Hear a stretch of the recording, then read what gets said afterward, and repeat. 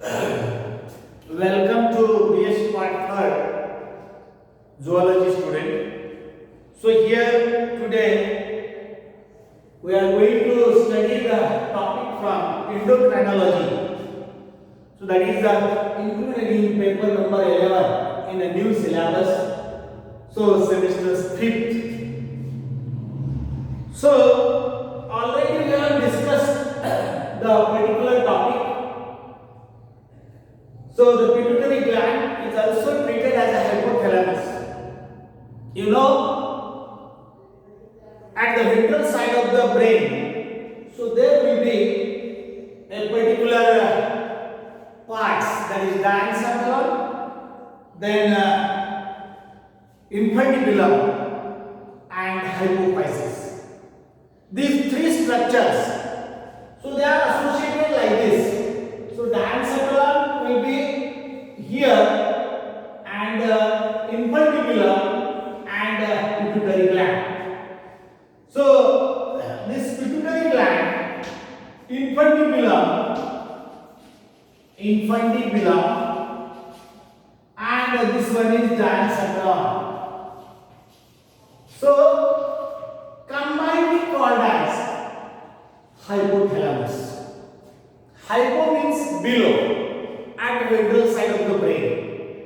And this hypothalamus will carry the functions attributed to the particular brain.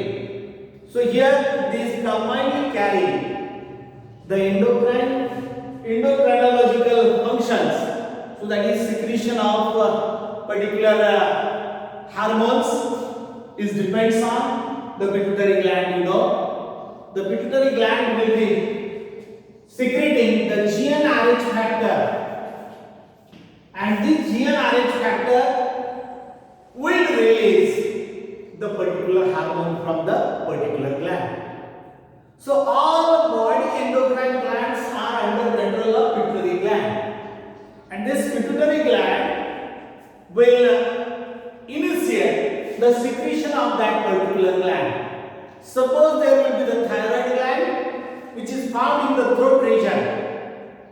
So the secretion of the thyroid gland, that is the thyroxine hormone. And this thyroxine hormone is secreted by the thyroid gland. So that is the indication given or the particular process GnRH factor from the pituitary gland. Then only the thyroid gland will secrete their secretion as a thyroxine. So likewise there, you know, the endocrine glands means what? And all the endocrine glands in the body, so they are the ductless glands. Ductless glands, or you can say the glands which have no duct. Then this gland secretion will be directly poured into the bloodstream or cytoplasm. So likewise that secretion will be reach up to each and every point of the body. So likewise here the ductless glands are treated as endocrine glands. And you know there are many endocrine glands: adrenal gland, thyroid gland, parathyroid gland, then pineal gland. So all these are the endocrine glands which are mainly useful for to pour the secretion, their secretion directly into the bloodstream or cytoplasm, and then it will be supplied to the each and every cell of the body. So that is particularly the endocrine glands. And here the pituitary gland is a master endocrine gland. You can say the master endocrine gland. So this master endocrine glands, behind this, you know, the pituitary gland is can be studied under these three headings. So first one is adenohypophysis.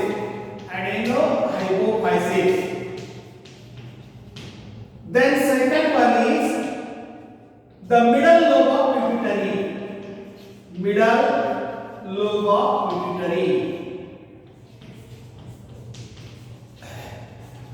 And the third one is neurohypophysis. Neurohypophysis are the posterior lobe, and here is the anterior lobe. Anterior, and here is the posterior. So likewise, the pituitary gland can be divided into these three parts, and it is associated at the ventral side of the brain, and that is the middle part of the brain. You know, the brain can be divided into again three parts. So that is forebrain. Second one is midbrain, and third one is hindbrain. So likewise, the forebrain, midbrain, and hindbrain. The brain or nervous system, central nervous system of the animal, can be divided into these three. The forebrain is also treated as prosencephalon. And the midbrain is called as a mesencephalon. And posterior brain or hindbrain is also called as rhombencephalon. So likewise here, these three parts of the brain, that is forebrain, midbrain, and hindbrain. So the dorsal side of the brain will show some parts, and the ventral side of the brain will show some parts. So this pituitary gland or hypothalamus, which is located at the ventral in position of the brain, and here the particular parts of the pituitary gland. So that is anterior lobe, posterior lobe, and middle lobe. So likewise here, these three lobes are there, and they are associated with the different hormones. So anterior lobe of pituitary is considered as a hormone of particular pituitary gland. That is growth hormone. Growth hormone, that is already we have discussed. Growth hormone, then particularly ACTH, hormone, then prolactin or lactogenic hormone, then gonadotropin hormone, and follicle stimulating hormone, and last one is the luteinizing hormone. So that we have already discussed in last day or yesterday's lecture. So today we shall continue the next part of the particular, that is middle part of the or middle lobe of the pituitary gland. This middle lobe of the pituitary gland, so that will shows the hormone, that is, you can say the another name to the middle lobe, that is pars intermedia. The pars intermedia secrete the particular hormone, that is MSH. MSH hormone is the secretion of the particular hormone which is useful for to import the color of the body. That individual or that animal color is depends on the melanocyte stimulating hormone.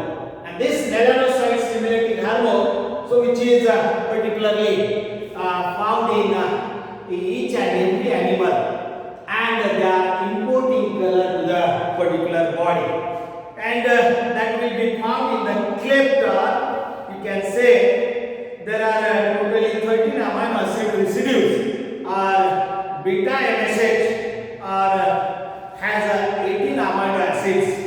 So likewise here the two types of amino acids, that is alpha MSH, that is 13 amino acids, and beta MSH, that is 18 amino acids are found in the particular animal, and they are mainly useful for pigmentation, or you can say the melanophores, for example in flowers, or melanocytes.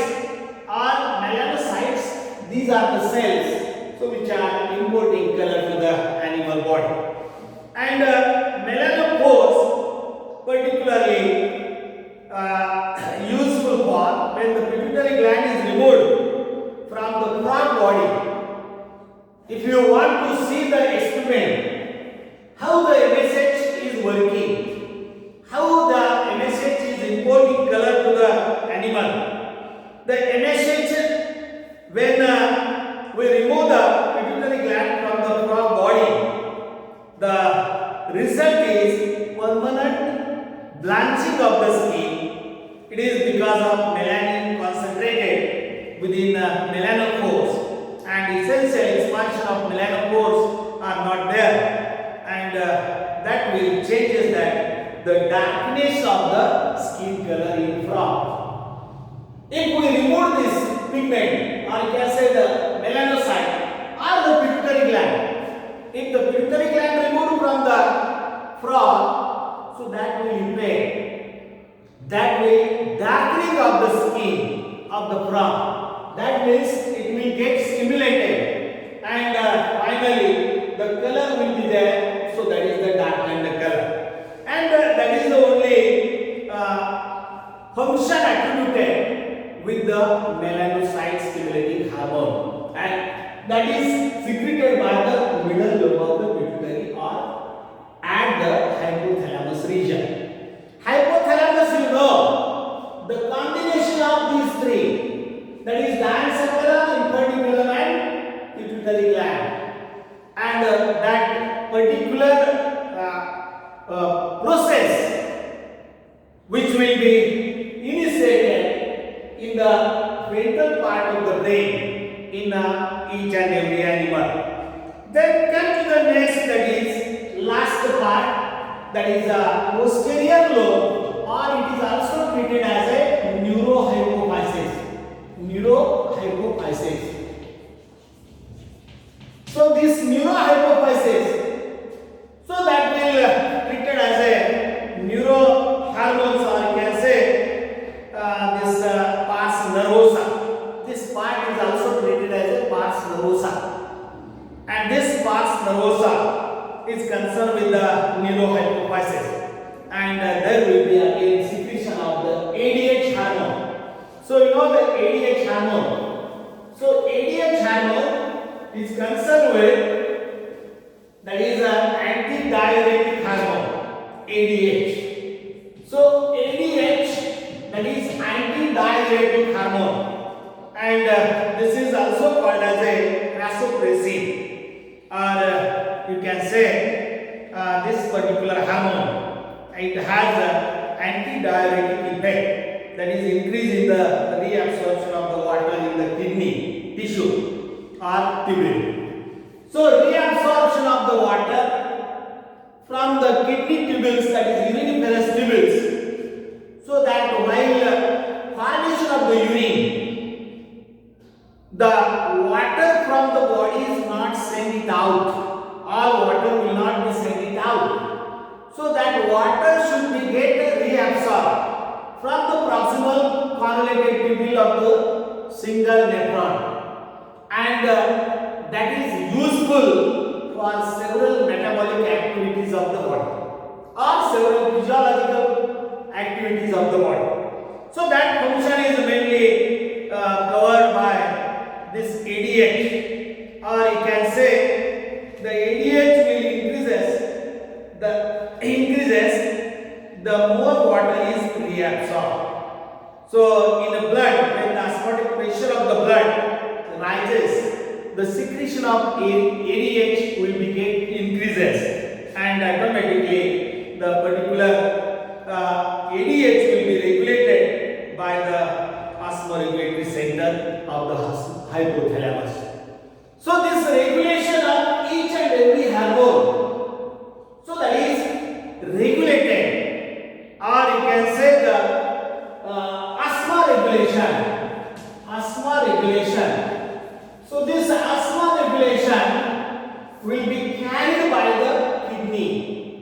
And asthma regulation, that is nothing but to maintain the water and mineral balance of the body.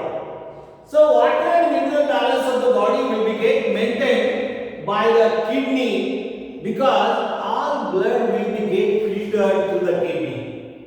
That means the kidney will get filtered the venous as well as arterial blood, and through this the required ions, that is Na ions and calcium ions, will be get reabsorbed, or water will be get reabsorbed through the walls of proximal convoluted tubule, and K ions will be get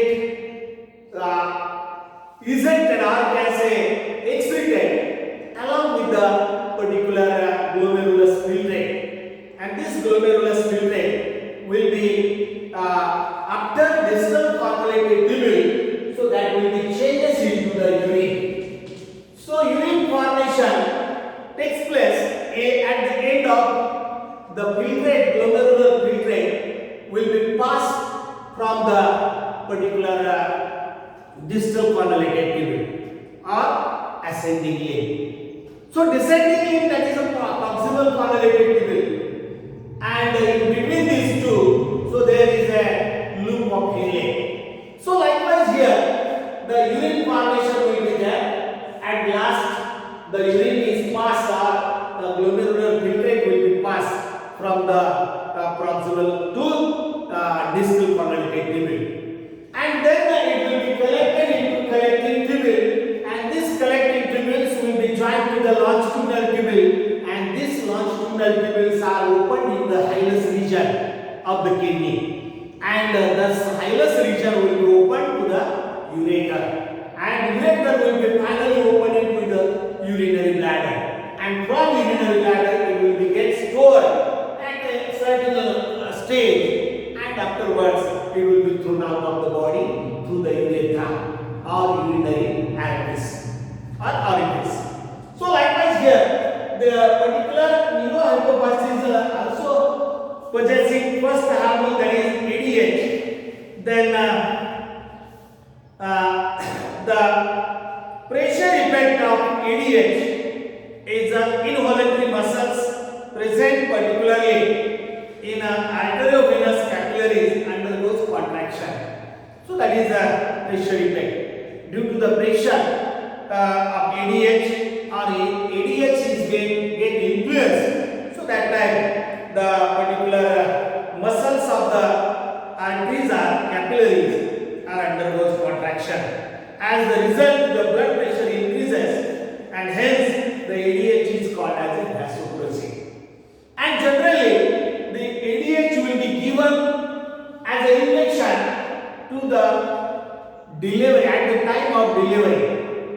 That vasopressin will be given to the particular woman, so that will release, you can say the release of baby, it will be helpful.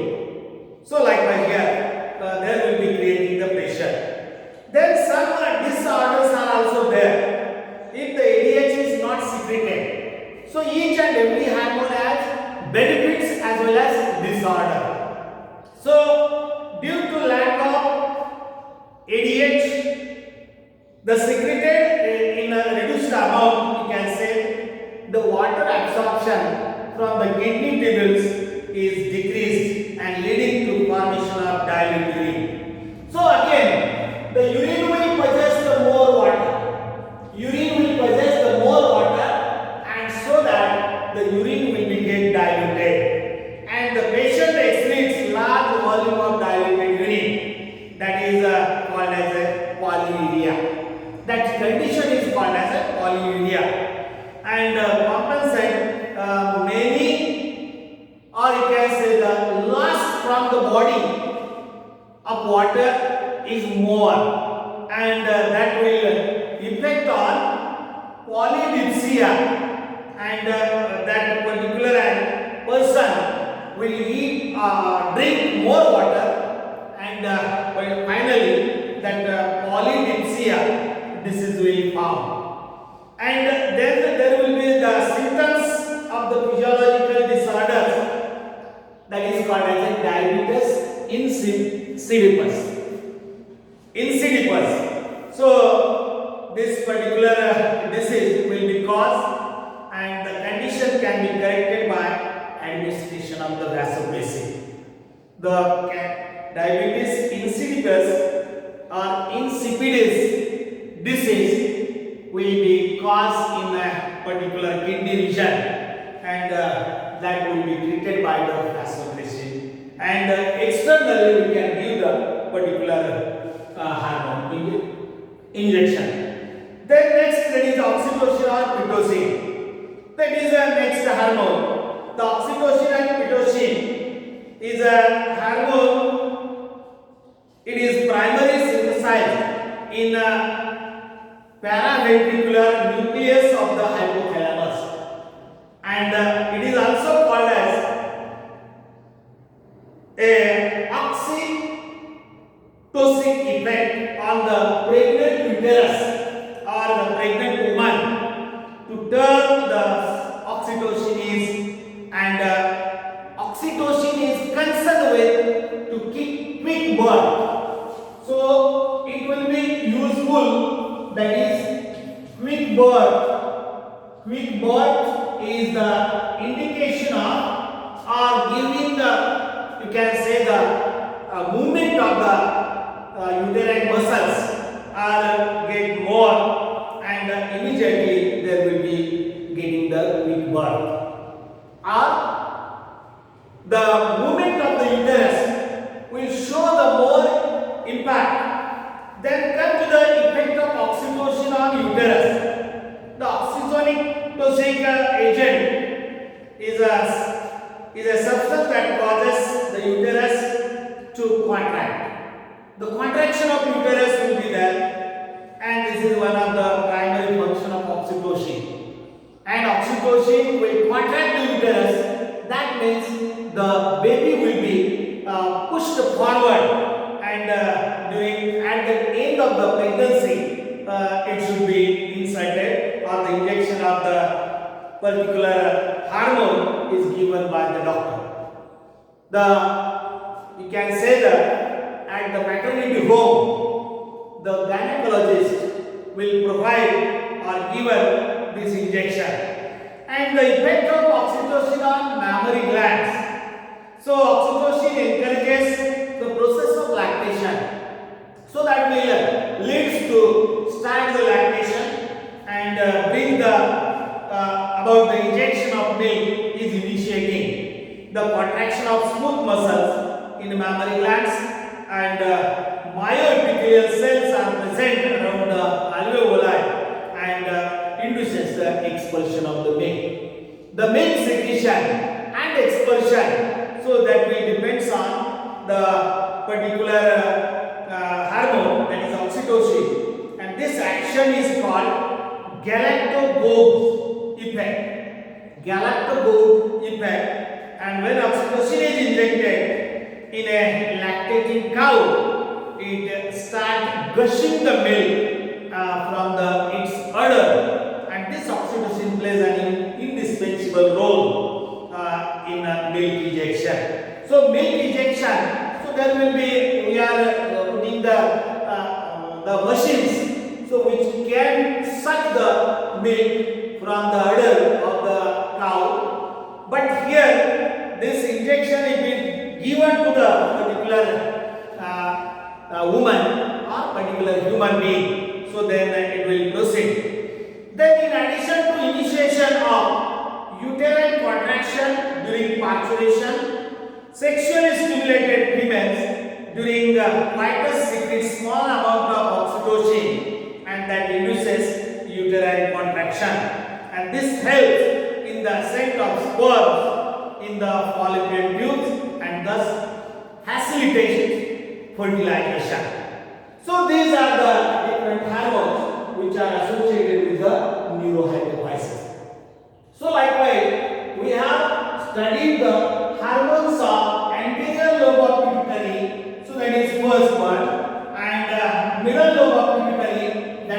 seen, and lastly the neurohypophysis, so which has secreted what type of hormones, and their effect on human body, how it is, and their disorders also found in the human being. So likewise here, so we have completed the hypothalamus and pituitary gland chapter. So today it's enough for